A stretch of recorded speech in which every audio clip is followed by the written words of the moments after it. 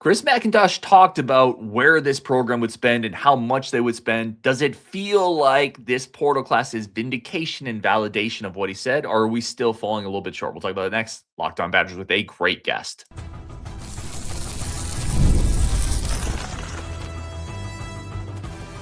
You are Locked On Badgers, your daily podcast on the Wisconsin Badgers.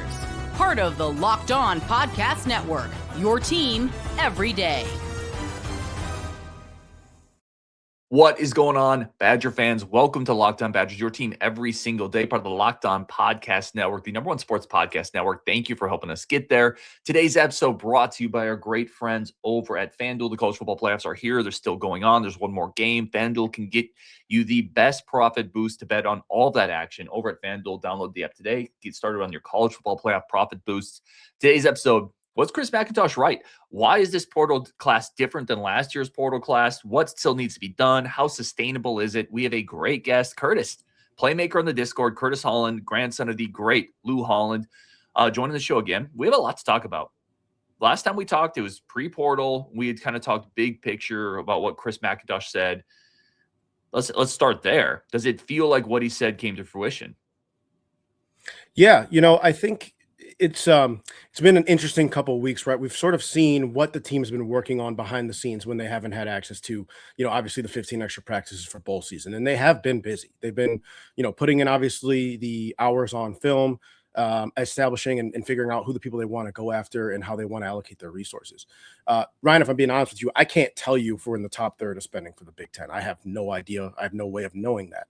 It's not public information. Even the little bit I know about Wisconsin, all I'm going off of is Wisconsin and what we've done in the past. What I can tell you is that we've dramatically increased our spend compared to years past. I think, a lot of people right now, we're looking at the portal, and I think we're looking at it the wrong way. We're looking at, usually everybody looks at 247 rankings. I don't know why 247 to me is, once you get past really maybe the top five, 5-star people, even then it starts to get kind of all over the place with their rankings. It's inconsistent. You can spout statistics like, oh, this many 5-stars go to the league. It's like, yeah, but like those are the physical freaks that, like, if I see Calvin Johnson, yeah, he's going to go to the league. I see, Jeremiah Smith, yeah, he's going to go to the league. It's not that hard to figure that out, right? So, I think when we look at the ratings, I think we need to take a step back and sort of look at what are we actually getting with these players. We're getting a lot of athleticism and we're getting a lot of experience, right? These are things that, we've seen work really well at a school like Indiana over the last few years.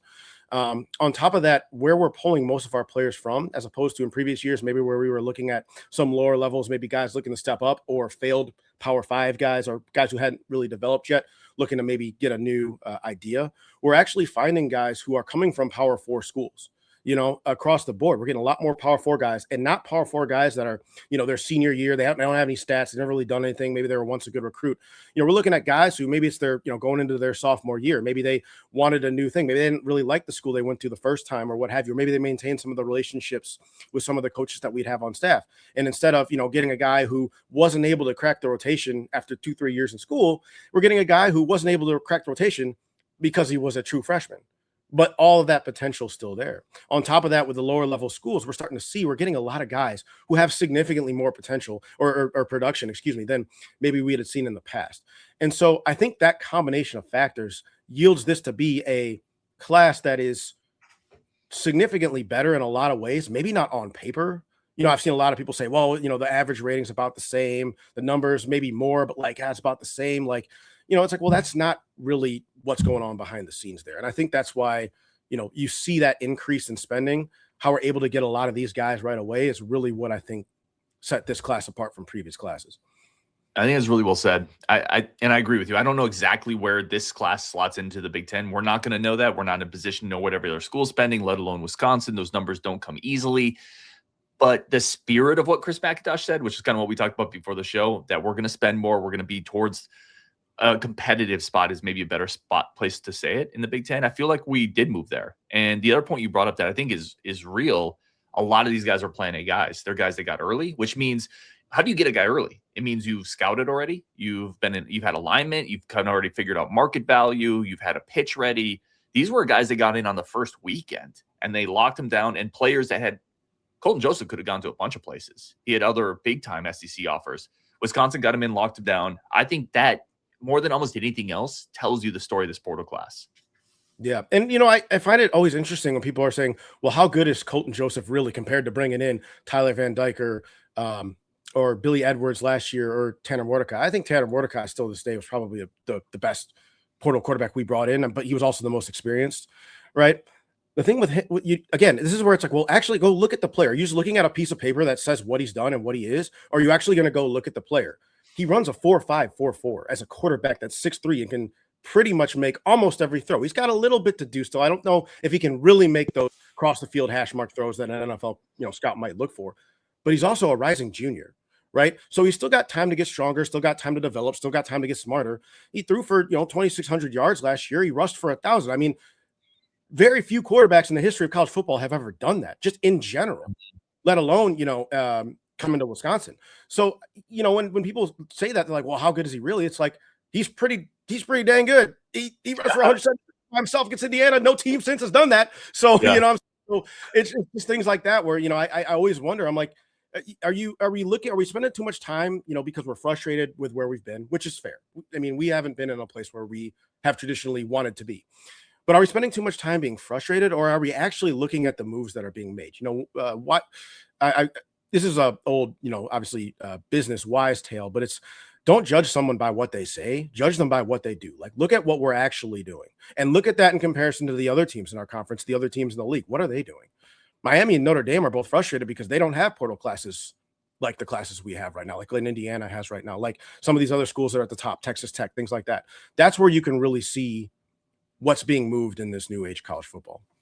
It just feels like, and I think a lot of what you said there is correct. And I also want to point out, and you hit on this, belief is earned to some degree. So being skeptical, I absolutely get any fan. I mean, I'm not sure this is going to work either. I think this roster still does have holes, but I think your point is really salient in the fact of all they could do from the end of the season to now is what they've done in the portal. And if you're going to judge them by that, I don't know how you judge it by anything else other than it's a success. They got the guys they wanted. They've spent more. They got some key spots. They rebuilt cornerback, defensive line. I think there's more to do at receiver, to be completely honest. I don't love our receiver room right now, but I think at most spots, I feel like the staff did a good job. And what else are you going to judge them in the portal era? In the portal offseason? What else can you judge them on? No, and that's exactly right. I mean, look, there's a lot of things that this staff needs to improve on going forward if we actually want to continue to be successful or build something here. We started getting some momentum at the end of the year. We saw some things that I think both of us thought, hey, these are some stuff that we can really build on moving forward, right? And we got to keep that momentum going. But at the end of the day, yeah, we're behind the eight ball a little bit. We haven't been doing everything the way it needs to be done. And so going into this year, step one is, hey, let's get this portal locked down. Now, to your point, yeah, I wish we could have brought in maybe another, true nose tackle. It's got experience. Maybe we wish you could have brought in another true number one vertical deep threat. I think, a guy like a Malachi Coleman, he has the potential to be that level. I mean, he is elite in terms of measurables and athleticism. It's more like a, kind of high risk, high reward kind of player. But ultimately, to your point, we're not going to hit everything because we're still coming out of some depths of not having ever done what we were supposed to do in the first place. And so I think right now it's more along the lines of, all right, what do we have once we sort of go through our first step of this plan, which is bringing in transfer portal people, like we're not going to hit 100%. I think we probably hit close to 80. And so it's like, all right, well, with that 80% that we hit, what are we going to do with those guys? How are we going to now take this people that we brought in and how can we now move forward into the spring, develop them, get them in the right position, get them learning the offense, get them set up for success so that we go into the fall ready to roll and we can continue to build on some of the late season success we saw last year. That's a great question, which we're going to hit on the next topic, including, is this roster actually better? They brought in a lot of pieces, but they also lost a lot of pieces, Curtis. Joe Brunner today announced he's going to Indiana. There's a lot of pieces that have left, pieces come in. How confident are we that this talent is actually better, maybe outside the quarterback spot? We'll talk about that next, plus your questions for Curtis on Locked On Badgers. First, a quick second for our friends of the show. Quick second to say thank you for tuning into Locked On Badgers. Today's episode brought to you by our great friends over at FanDuel. Is the number one spot for all your sportsbook needs, especially with the college football playoffs finishing up. They have a great new feature with the Profit Boost. So if you feel great, maybe about Indiana, maybe you feel great about Miami, I don't know, upsets happen. You can use the Profit Boost to build your bet around the things you feel best about in college football, the playoffs. Plus, you still have NFL playoffs. You have NBA going on, college basketball. Take the shot on the underdogs you want. Take the shot on the favorites you want and use your Profit Boost to get even bigger winnings after you win. FanDuel pays out instantly, which they always do. It's perfect for football. FanDuel's the best place to get into all the action all playoff long. So visit FanDuel.com to get your college football college football profit boost every single day. All right, let's jump back into this, Curtis. A bunch of questions I want to get into this with you. The first I want to start with is, are we sure this roster is better? So I was talking about this the other day, and I think this is something I fall victim to. If we were to let's say we landed Tackett Curtis this portal, he'd been somewhere else.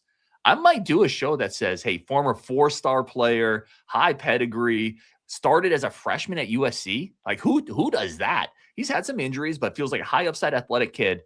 We tend to overvalue the guys coming in, and we tend to minimize the guys going out. A guy like Preston Zachman, a guy like Dylan Jones, a guy like Joe Brunner.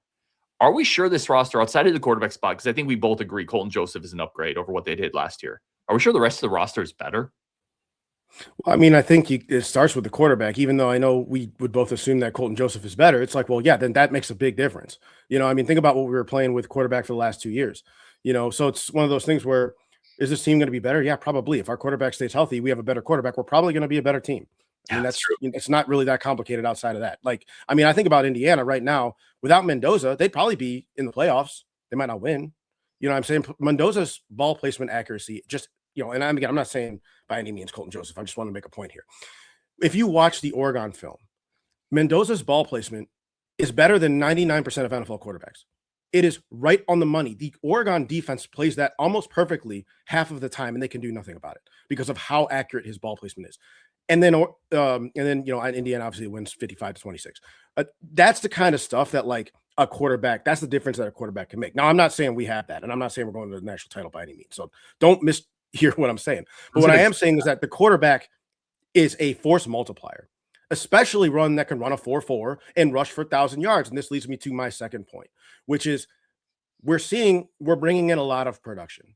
There's not a lot of question marks about the guys who are portal transfers that are more than likely going to start. These are guys who have a lot of starts, who have a lot of stats, who have a lot of yards, right? Colton Joseph had, there's like 3,600 all-purpose yards last year, or whatever he had. You had a running back, brought in running back in Abu Sama with 800 yards, right? Which is more than any running back that we had last year. We also keep Darian Dupree, and we bring in another running back from USC that probably had about the same amount as, Gideon Tuca, fortunate what's happening with him. So, we bring in, we replace production with production. We look at the receivers, right? Our receivers, they were good. Vinny Anthony is a huge loss for us. This is very much true. It's why we need a number one, and we've talked about that. But we also feel like that's the position we probably didn't necessarily get all of the top things we wanted. But we did bring in a guy who's got 2,000 yards over the course of his career, who's 6'5", who can sky and get up in the ball, is an athlete, playing in an athletic conference, even though it's FCS, still athletic conference. We brought in the receiver from, was it Oklahoma State's where he's from, right? Shamar Rigby. Yep. Yeah, Shamar Rigby from Oklahoma State.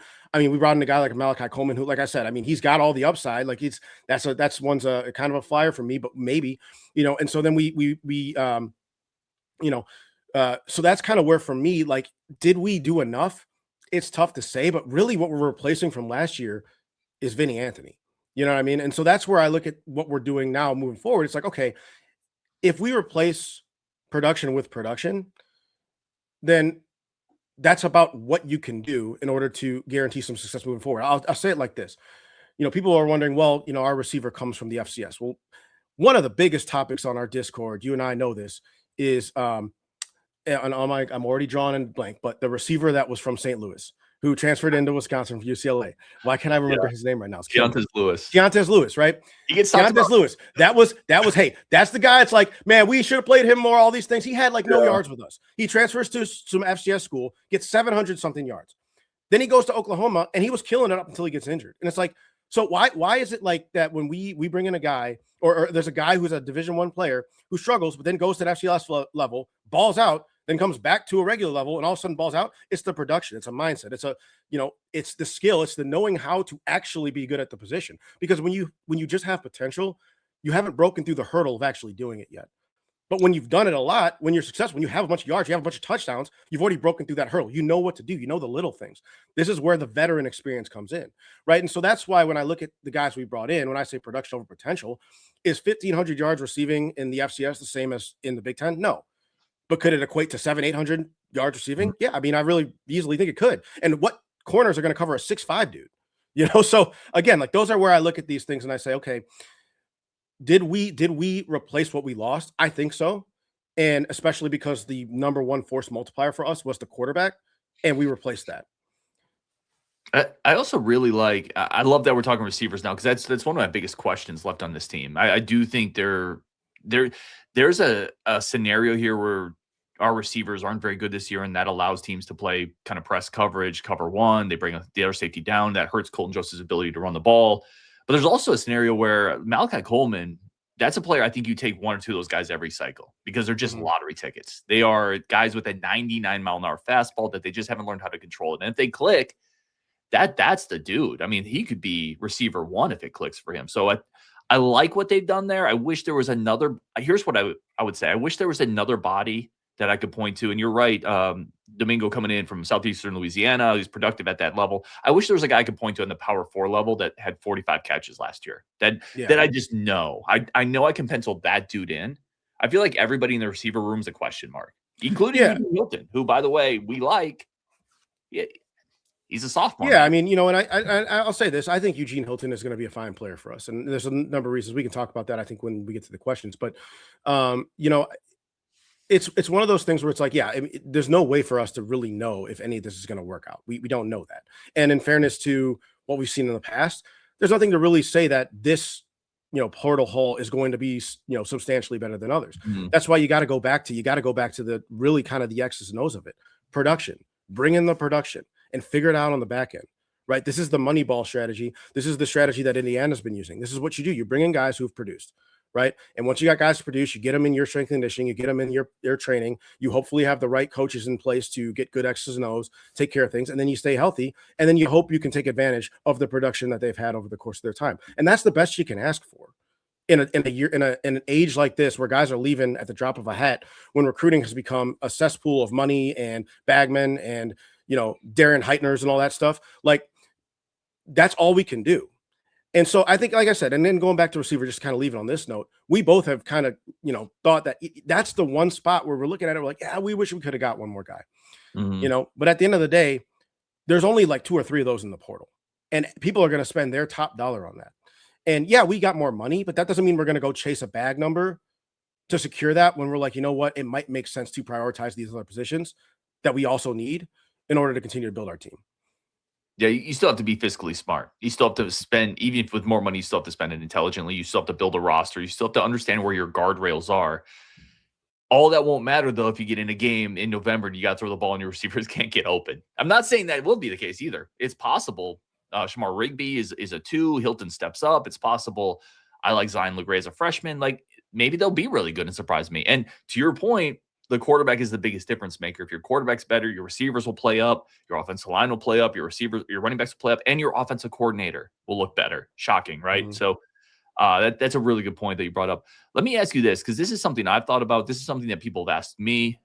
I would love to get your perspective on it. The Badgers have definitely spent more this year. They've definitely upped the investment, the resources. If it doesn't work this year, for whatever reason, 4 wins, 5 wins, is there a chance that investment falls off? Could this be a 1-year thing if it doesn't work? I'm going to say no. And there's a number of different reasons as to why. First and foremost, once you get more money, like that doesn't stop.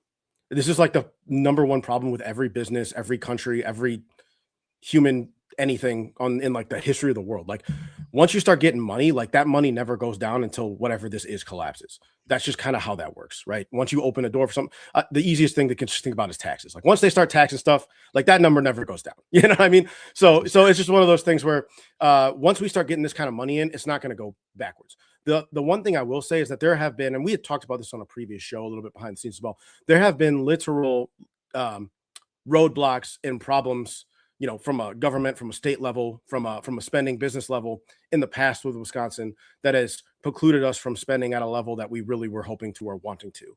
A lot of those roadblocks have been addressed systematically by the athletic department, by the university, by people in the state, by, people like, Ted Kellner, who have a bunch of friends that are in the state, you know what I'm saying? So like these kinds of things have started to be addressed and shifted so that moving forward, the roadblocks that have hurt us in the past are no longer there. And I think the other big thing too is just the overall mindset shift I've seen from the university in the last couple of months is pretty staggering. I mean, the way that they're approaching college athletics moving forward in comparison to maybe how they've approached it in the past, it's just a night and day difference. It tells me at least that they understand what the landscape is. They know that if they ever want to be competitive again, if they ever want to earn the revenue or earn the respect that we have, accrued in the past, then there is a certain price to action that we need to pay, and it's not really a choice, right? And so that's where I don't think moving forward that you're going to see this change.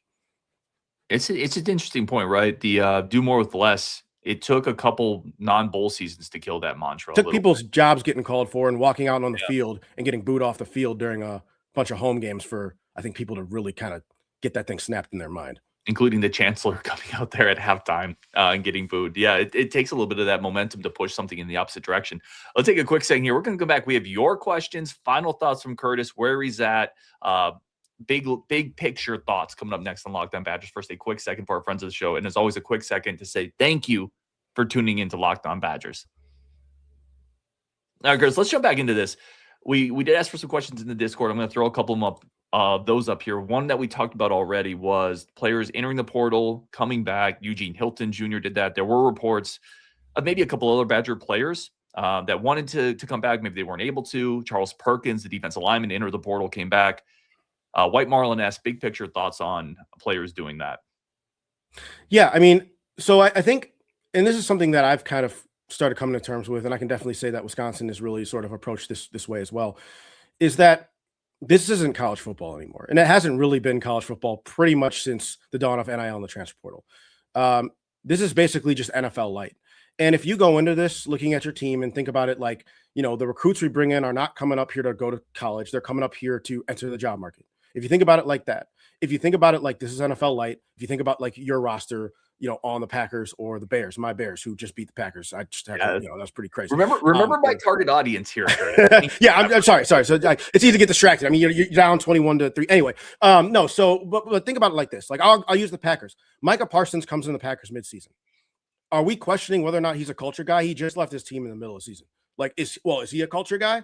Right? Like, is that how that works? Like, well, maybe it's because he was traded, but at the same time, it's like, do we not? We don't want him because his heart's not going to be in there because he was really a Cowboy and he got traded here. Like, is that what? No, we don't think of it like that. We're hyped that we got Micah Parsons. Like, he is going to carry our whole defense, right? Today, what culture is not, hey, you commit to Wisconsin and like you want to play your whole time at Wisconsin and live and die and your kids are going to come here and all that stuff. It's not that anymore. It's just not, and that's okay.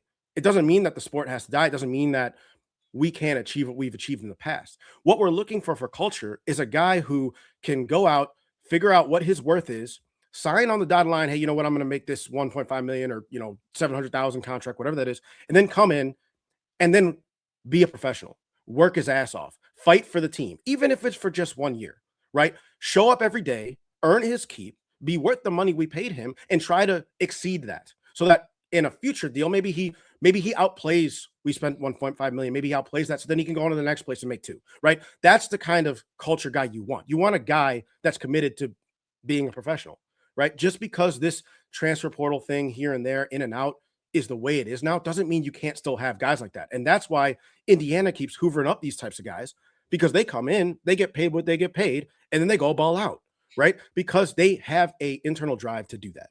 And that's the kind of culture guys we need to see now. Now, is it any easier to find these guys than maybe guys who are willing to commit to the brand for 4 years? No, it's still hard to find those guys, but that's what you're looking for now. And so what I think about with like a Eugene Hilton, for example, I think he's a good example, at least based on my perception of him. He probably went out, wanted to see what his worth was. He figured, you know what, I'm not getting any deals that make sense any more than maybe what I could get paid going back to Wisconsin. So I'm going to do that. But I don't think he's going to come back to Wisconsin with a bad attitude. I think he's going to come back to Wisconsin and work his ass off so that if he does transfer in the future, he can get actually a deal worth what he thought he was worth, right? Or he can just decide, you know what, I think this is the best scenario for me, and I'm going to stay here for the rest of the 2-3 years. That's what we're looking for. So I don't judge the guys for looking around, just like I wouldn't judge someone working at my company for looking around. It's just how it is. That's just how the world works. And I think as soon as we kind of accept that, it stops feeling so earth-shattering or personal when players make these calls. And it's much easier to, hey, you know what, I want you to be successful, root for them to be successful. It's a lot easier to do that. That's really well said. I'll say this. I don't love, I've said this before, and you make a very good point comparing it to the pro world. I'm a Braves fan. Their closer left to free agency and he re-signed this year. And I'm great with it, right? I have no issues. Why should I care with Eugene Hilton Jr.? And for the most part, I don't. As long as he comes back in and he buys in, I don't really care that much. I do feel like it might be hard. I don't know. I struggle a little bit with players leaving and coming back because it feels like they're not fully bought in, right? It feels Yeah. like they're leaving because they're not fully bought in. So why are you suddenly then rebought in? That's the part of it to me that I don't fully square. But I have no issues whatsoever. Go find the best opportunity, the best place. We all do that professionally as adults. I've done that in my career as an IT guy. I'm sure you've done that at times, gone and find the best opportunity. I'm all for that. There's just a little part of me, and everything you said makes a ton of sense. I think it's really well said. There's still a little part of me that says, I don't know if you're going to be fully bought in if you left because you weren't fully bought in. Well, and then I guess the question really is, are they leaving because they're not fully bought in?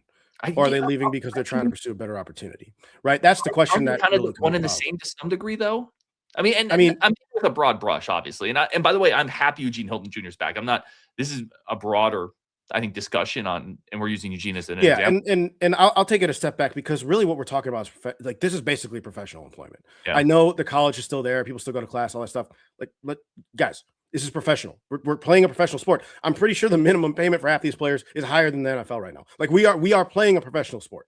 Okay, like that's just what it is right now, and we just got to get over that fact and accept that. Once you accept that, then the question changes, right? So then it's like, all right, well, if this is a professional sport, if this is a professional job, this is a job, you're living in the employment market now, you're paying taxes, right? Okay, are those questions still the same?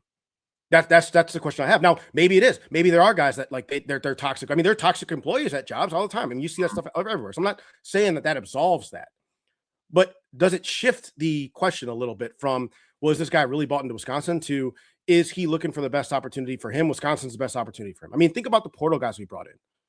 All their fans are going to sit here and say, well, he wasn't really a culture guy. He obviously didn't care about our school, right? He just left and went to Wisconsin. Like, well, they just gave him a bag. Like, I mean, that's everybody. Like, half our roster's that.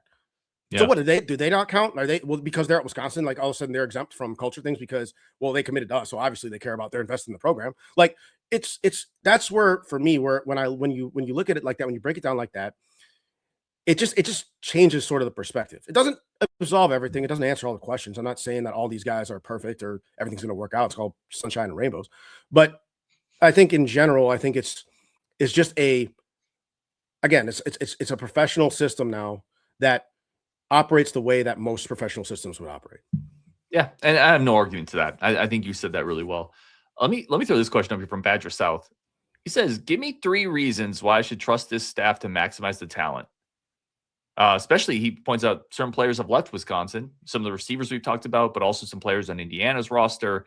There's been a couple of guys, not all, but there's some quarterbacks that have left Wisconsin that have not found better success. Some players have left Wisconsin, found better success, and there have been a lot of portal acquisitions that haven't quite panned out. So as Badger South says, why are you optimistic? If you are, I don't want to put words in your mouth. Yeah, I mean, I think there's some things that we still need to work on. I'm not like, this isn't me coming on here defending everything staff does. I think one of the biggest issues that we've had, and I've mentioned this before, is our development needs some work. There's been too many times the last few years where I've seen us get pushed back at the line of scrimmage or things like that. Now that could be a form technique thing, could be a weight training thing. I don't really know because I don't have all that intricate detail, but I do know something is off, right? And so that's something that definitely needs to be improved moving forward. But here's kind of what I'll say about that. It's easy to point out the guys who leave and have success, right? It's not easy to point out the guys who left and don't do anything. Mm-hmm. I saw, a thing the other day. Since Luke Fickell took over, there's been 100 transfers out of Wisconsin. Name more than 20 that have actually done something, right? Like that's just kind of how it works, so it's like 10. I mean, to your point, yeah. And that's why it's like, yeah, you can see guys who left and do good, like, and maybe we weren't training them right. Maybe it's because Skylar Bell went to Connecticut instead of playing against Ohio State and Michigan and Oregon. Maybe that's why he had some success. So these are things that, like, again, where you look at this, I'm not saying that he's not a good player, but I am saying take it in context. We played the toughest schedule of this country last year, bar none.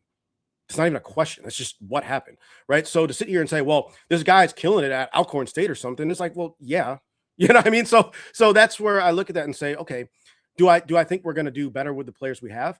I'll be honest. I don't know. But I think that 1, if we get less injuries, that's going to help. 2, I think the staff recognizes where there were issues last year. And I think you saw when they recognized that the year before we couldn't stop the run, we went and we changed our not being able to stop the run to basically having one of the top run defenses in the country. I mean, we did better against Indiana than pretty much every team they've played in the playoff. Yeah. And then 3, I think this year, I think a lot of the things that we've needed are finally start to coalesce. Like, I think it really does kind of feel like we have a complete team. Outside of maybe a top end receiver, maybe 1 or 2 more depth piece on the D line, you can't have enough of those. I feel like I can look up and down the roster and say, yeah, I mean, we got what we need. So now we got to execute. I feel better.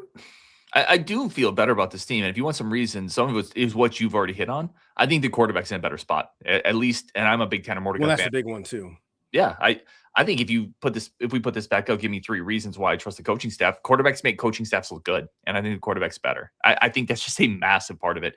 I think the other one is they did invest in this program. This staff has had some nice hits in the portal, not all of them, but they've had some nice hits, mostly at some degree going to tier B, tier C guys that they couldn't get some of those tier A guys on campus early. They could close them. I think. Well, and I just want to say this too. We built our entire defensive front last year through the portal, and that was the best unit on our team. Outside of Daryl Peterson, and I'd say Ben Barton, but Ben Barton was a guy that people were ready to let walk because he's a 6'5" walk-on that didn't really play until a year ago, which just speaks to the patience of like let people develop. Right? Which also speaks to the development of the staff. Like they yes.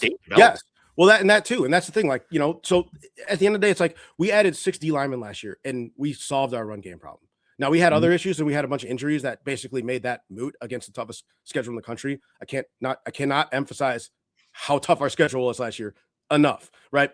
But we went to the portal, we addressed the need, and we fixed it, right? And that was with what I would consider to be limited resources in comparison to what we're doing now, which is why I feel somewhat confident about what this team is doing. Does that mean we're going to go 10-2 next year? I have no idea.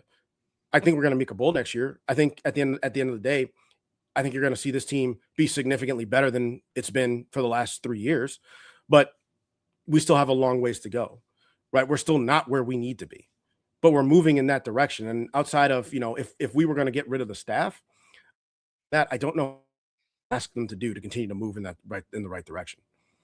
Well, let's also be fair and point out that between the basement and the second floor, there's multiple steps in there. Not Indiana's one thing. I know everybody wants to say, well, look, Indiana's and I'm just going to say this. If you're comparing us to Indiana, you're going to be sad for the rest of time. That is an absolute anomaly. There's only one Kirk Cignetti on the planet, and the next closest guy to Kirk Cignetti is Nick Saban. Like they don't come every now and then, right?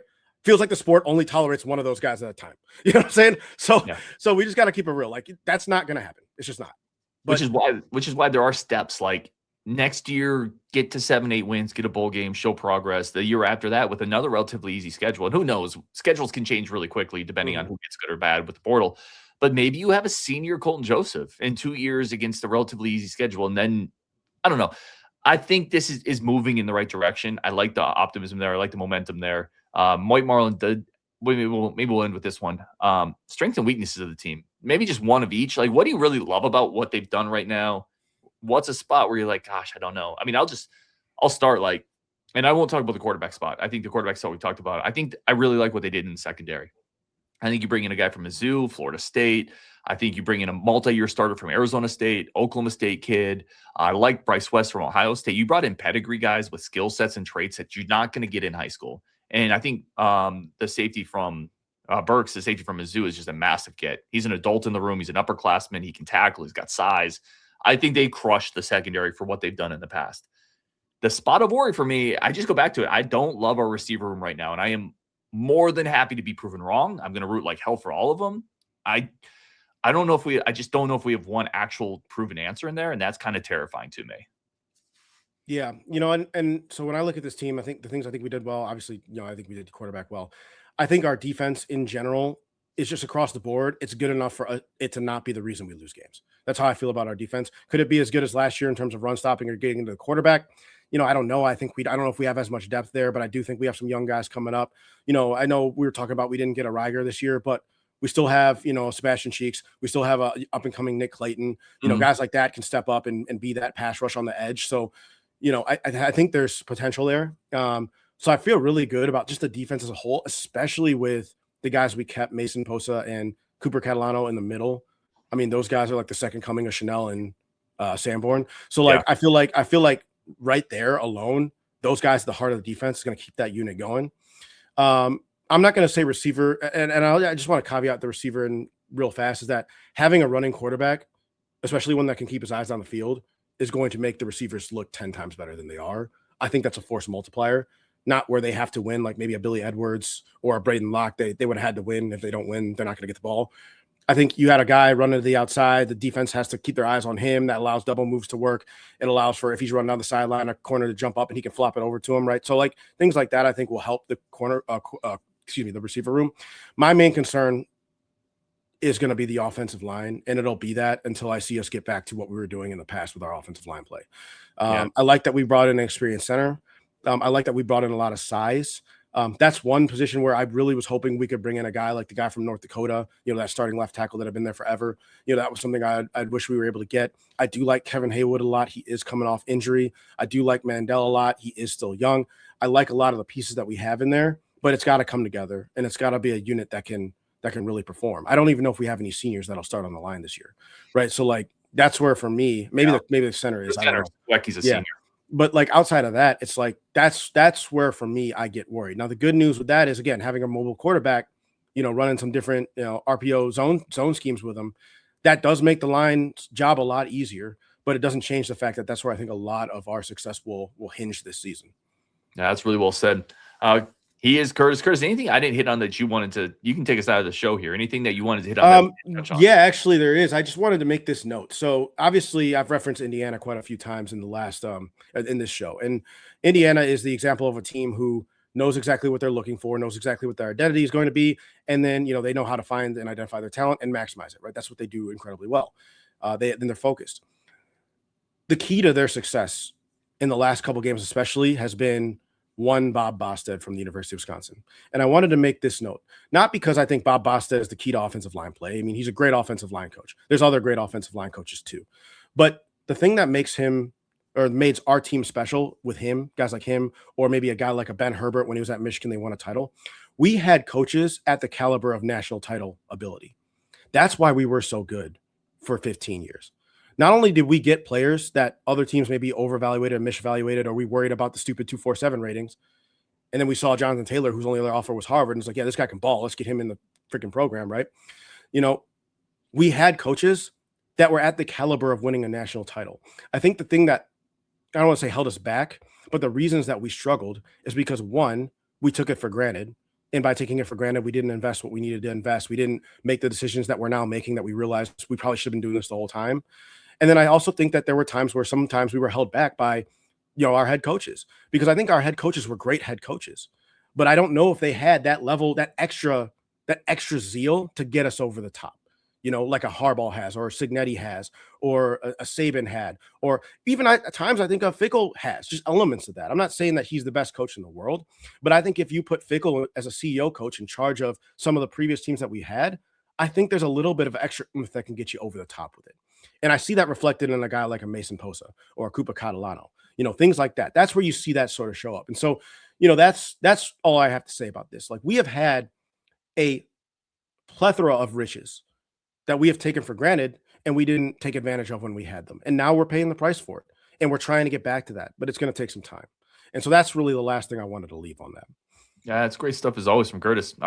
He is Curtis Allen, the playmaker on the Discord if you're there.